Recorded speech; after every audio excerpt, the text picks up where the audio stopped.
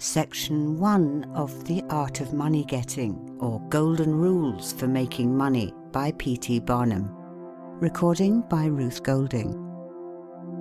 In the United States, where we have more land than people, it is not at all difficult for persons in good health to make money.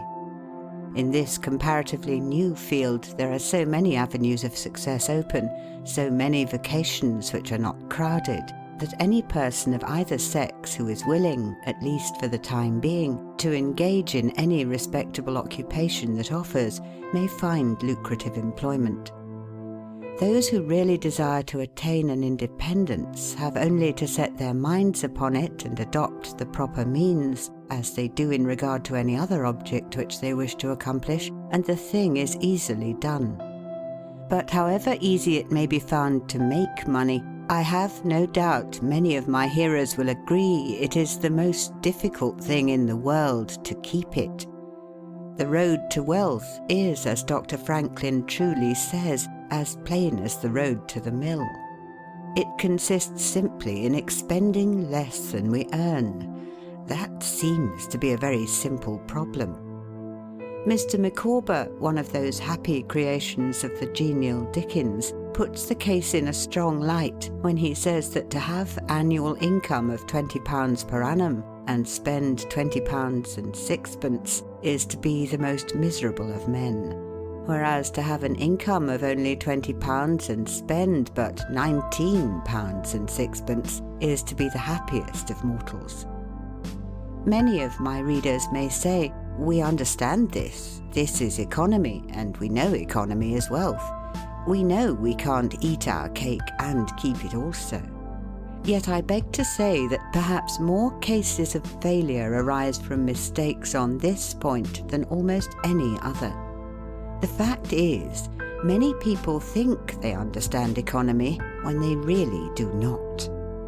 True economy is misapprehended, and people go through life without properly comprehending what that principle is. One says, "I have an income of so much, and here is my neighbour who has the same. Yet every year he gets something ahead and I fall short. Why is it? I know all about economy." He thinks he does, but he does not. There are men who think that economy consists in saving cheese parings and candle ends, in cutting off 2 pence from the laundress bill, and doing all sorts of little mean, dirty things. Economy is not meanness. The misfortune is also that this class of persons let their economy apply in only one direction. They fancy they are so wonderfully economical in saving a halfpenny when they ought to spend 2 pence that they think they can afford to squander in other directions. A few years ago, before kerosene oil was discovered or thought of, one might stop overnight at almost any farmer's house in the agricultural districts and get a very good supper. But after supper he might attempt to read in the sitting room and would find it impossible with the inefficient light of 1 candle.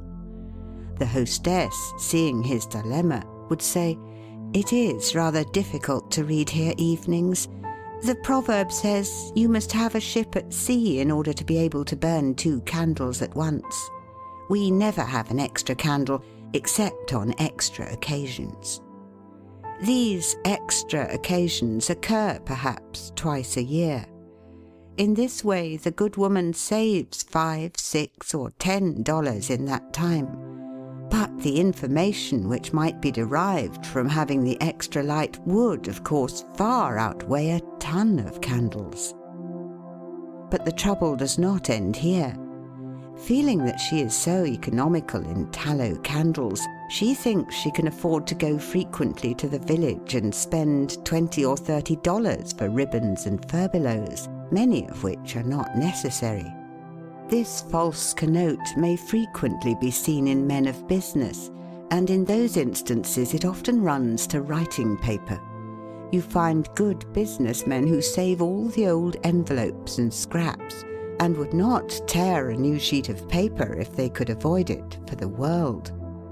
This is all very well, They may in this way save $5 or $10 a year, but being so economical, only in notepaper, they think they can afford to waste time, to have expensive parties and to drive their carriages. This is an illustration of Dr. Franklin's saving at the spigot and wasting at the bunghole, penny wise and pound foolish. Punch, in speaking of this one idea class of people, says they are like the man who bought a penny herring for his family's dinner and then hired a coach and four to take it home.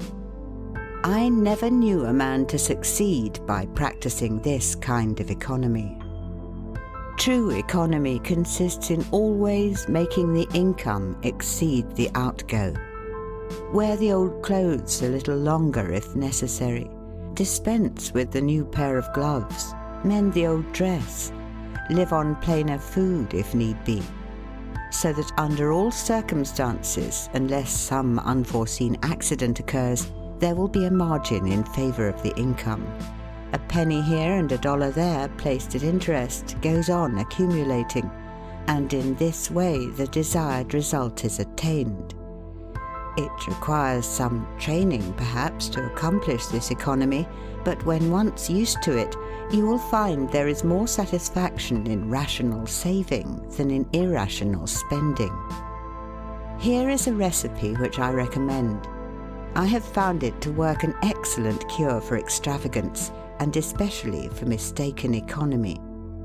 When you find that you have no surplus at the end of the year, and yet have a good income, I advise you to take a few sheets of paper and form them into a book, and mark down every item of expenditure. Post it every day or week in 2 columns, one headed necessaries or even comforts, and the other headed luxuries, and you will find that the latter column will be double, treble, and frequently 10 times greater than the former. The real comforts of life cost but a small portion of what most of us can earn. Dr. Franklin says, quote, "It is the eyes of others and not our own eyes which ruin us. If all the world were blind except myself, I should not care for fine clothes or furniture." End quote. It is the fear of what Mrs. Grundy may say that keeps the noses of many worthy families to the grindstone. In America, many persons like to repeat, "We are all free and equal," but it is a great mistake in more senses than one. That we are born free and equal is a glorious truth in one sense. Yet we are not all born equally rich, and we never shall be. One may say, there is a man who has an income of $50,000 per annum, while I have but $1,000. I knew that fellow when he was poor like myself. Now he is rich and thinks he is better than I am. I will show him that I am as good as he is. I will go and buy a horse and buggy. No, I cannot do that. But I will go and hire one and ride this afternoon on the same road that he does, and thus prove to him that I am as good as he is. My friend, you need not take that trouble. You can easily prove that you are as good as he is. You have only to behave as well as he does. But you cannot make anybody believe that you are as rich as he is. Besides, if you put on these airs and waste your time and spend your money, your poor wife will be obliged to scrub her fingers off at home and buy her tea 2 ounces at a time and everything else in proportion, in order that you may keep up appearances and, after all, deceive nobody. On the other hand, Mrs. Smith may say that her next-door neighbour married Johnson for his money, and everybody says so. She has a nice $1,000 camel's hair shawl, and she will make Smith get her an imitation one, and she will sit in a pew right next to her neighbour in church in order to prove that she is her equal. My good woman, you will not get ahead in the world if your vanity and envy thus take the lead. In this country, where we believe the majority ought to rule, we ignore that principle in regard to fashion and let a handful of people calling themselves the aristocracy run up a false standard of perfection, and in endeavouring to rise to that standard, we constantly keep ourselves poor, all the time digging away for the sake of outside appearances. How much wiser to be a law unto ourselves and say we will regulate our outgo by our income and lay up something for a rainy day. People ought to be as sensible on the subject of money getting as on any other subject. Like causes produces like effects. You cannot accumulate a fortune by taking the road that leads to poverty. It needs no prophet to tell us that those who live fully up to their means, without any thought of a reverse in this life, can never attain a pecuniary independence. Men and women accustomed to gratify every whim and caprice will find it hard at first to cut down their various unnecessary expenses, and will feel it a great self-denial to live in a smaller house than they have been accustomed to, with less expensive furniture, less company, less costly clothing, fewer servants, a less number of balls, parties, theatre-goings, carriage ridings, pleasure excursions, cigar smokings, liquor drinkings, and other extravagances.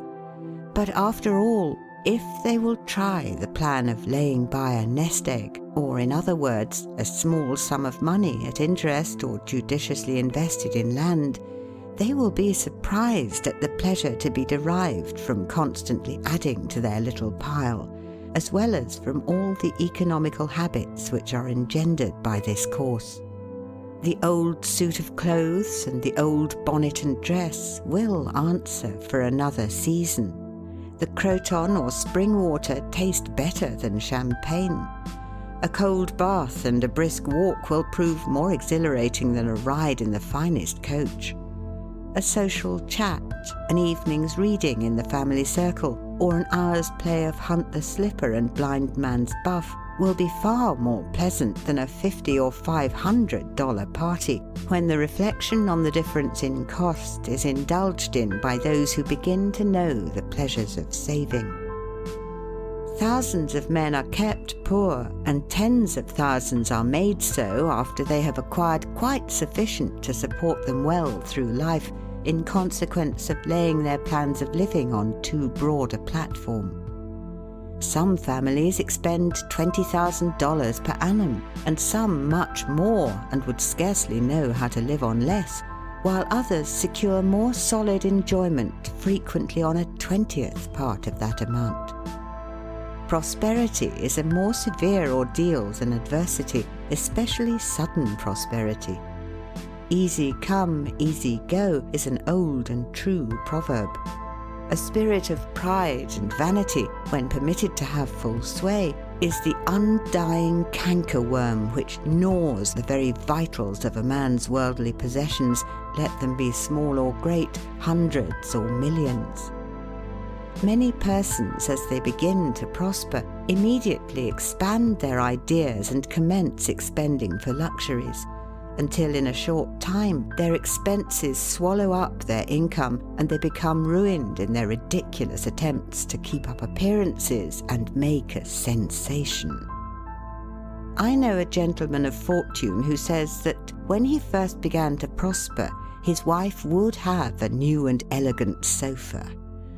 That sofa, he says, cost me $30,000.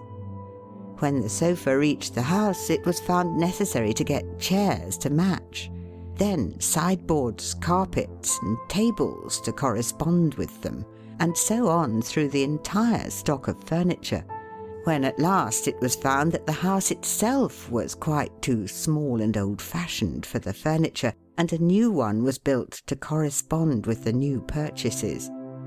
Thus, added my friend, summing up an outlay of $30,000 caused by that single sofa, and saddling on me in the shape of servants, equipage, and the necessary expenses attendant upon keeping up a fine establishment, a yearly outlay of $11,000, and a tight pinch at that. whereas 10 years ago we lived with much more real comfort because with much less care on as many hundreds. The truth is, he continued, that sofa would have brought me to inevitable bankruptcy had not a most unexampled title to prosperity kept me above it, and had I not checked the natural desire to cut a dash. The foundation of success in life is good health. That is the substratum fortune. It is also the basis of happiness. A person cannot accumulate a fortune very well when he is sick. He has no ambition, no incentive, no force. Of course, there are those who have bad health and cannot help it. You cannot expect that such persons can accumulate wealth, but there are a great many in poor health who need not be so. If, then, sound health is the foundation of success and happiness in life, how important it is that we should study the laws of health, which is but another expression for the laws of nature. The nearer we keep to the laws of nature, the nearer we are to good health. And yet how many persons there are who pay no attention to natural laws, but absolutely transgress them, even against their own natural inclination. We ought to know that the sin of ignorance is never winked at in regard to the violation of nature's laws. Their infraction always brings the penalty. A child may thrust its finger into the flames without knowing it will burn, and so suffers. Repentance even will not stop the smart. Many of our ancestors knew very little about the principle of ventilation. They did not know much about oxygen, whatever other gin they might have been acquainted with, and consequently they built their houses with little 7 by 9 feet bedrooms, and these good old pious Puritans would lock themselves up in one of these cells, say their prayers and go to bed. In the morning they would devoutly return thanks for the preservation of their lives during the night, and nobody had better reason to be thankful. Probably some big crack in the window or in the door let in a little fresh air and thus saved them. Many persons knowingly violate the laws of nature against their better impulses for the sake of fashion. For instance, there is one thing that nothing living except a vile worm ever naturally loved, and that is tobacco. Yet how many persons there are who deliberately train an unnatural appetite and overcome this implanted aversion for tobacco to such a degree that they get to love it. They have got hold of a poisonous, filthy weed, or rather that takes a firm hold of them. Here are married men who run about spitting tobacco juice on the carpet and floors, and sometimes even upon their wives besides. They do not kick their wives out of doors like drunken men, but their wives, I have no doubt, often wish they were outside of the house. Another perilous feature is that this artificial appetite, like jealousy, grows by what it feeds on. When you love that which is unnatural, a stronger appetite is created for the hurtful thing than the natural desire for what is harmless. There is an old proverb which says that habit is second nature, but an artificial habit is stronger than nature. Take, for instance, an old tobacco chewer. His love for the quid is stronger than his love for any particular kind of food. He can give up roast beef easier than give up the weed. Young lads regret that they are not men. They would like to go to bed boys and wake up men. And to accomplish this, they copy the bad habits of their seniors. Little Tommy and Johnny see their fathers or uncles smoke a pipe, and they say, "If I could only do that, I would be a man too. Uncle John has gone out and left his pipe of tobacco. Let us try it." They take a match and light it and then puff away. "We will learn to smoke. Do you like it, Johnny?" That lad dolefully replies, "Not very much. It tastes bitter." By and by he grows pale, but he persists. and he soon offers up a sacrifice on the altar of fashion. But the boys stick to it and persevere until at last they conquer their natural appetites and become the victims of acquired tastes. I speak by the book, for I have noticed its effects on myself, having gone so far as to smoke 10 or 15 cigars a day, although I have not used the weed during the last 14 years and never shall again. The more a man smokes, the more he craves smoking. The last cigar smoked simply excites the desire for another, and so on incessantly. Take the tobacco chewer. In the morning, when he gets up, he puts a quid in his mouth and keeps it there all day, never taking it out except to exchange it for a fresh one, or when he is going to eat. Oh yes, at intervals during the day and evening, many a chewer takes out the quid and holds it in his hand long enough to take a drink, and then pop it goes back again. This simply proves that the appetite for rum is even stronger than that for tobacco. When the tobacco chewer goes to your country seat and you show him your grapery and fruit house and the beauties of your garden, when you offer him some fresh ripe fruit and say, "My friend, I have got here the most delicious apples and pears and peaches and apricots. I have imported them from Spain, France and Italy. Just see those luscious grapes. There is nothing more delicious nor more healthy than ripe fruit. So help yourself. I want to see you delight yourself with these things." He will roll the dear quid under his tongue and answer, "No, I thank you, I have got tobacco in my mouth." His palate has become narcotized by the noxious weed, and he has lost in a great measure the delicate and enviable taste for fruits. This shows what expensive, useless and injurious habits men will get into. I speak from experience. I have smoked until I trembled like an aspen leaf, the blood rushed to my head, and I had a palpitation of the heart which I thought was heart disease, till I was almost killed with fright. When I consulted my physician, he said, "Break off tobacco using." I was not only injuring my health and spending a great deal of money, but I was setting a bad example. I obeyed his counsel. No young man in the world ever looked so beautiful as he thought he did behind a 15-cent cigar or a meerschaum. These remarks apply with tenfold force to the use of intoxicating drinks. To make money requires a clear brain. A man has got to see that 2 and 2 make 4. He must lay all his plans with reflection and forethought, and closely examine all the details and the ins and outs of business. As no man can succeed in business unless he has a brain to enable him to lay his plans, and reason to guide him in their execution, so no matter how bountifully a man may be blessed with intelligence, if the brain is muddled and his judgment warped by intoxicating drinks, it is impossible for him to carry on business successfully. How many good opportunities have passed, never to return, while a man was sipping a social glass with his friend? How many foolish bargains have been made under the influence of the nervine, which temporarily makes its victim think he is rich? How many important chances have been put off until tomorrow and then forever, because the wine cup has thrown the system into a state of lassitude, neutralizing the energies so essential to success in business. Verily, wine is a mocker.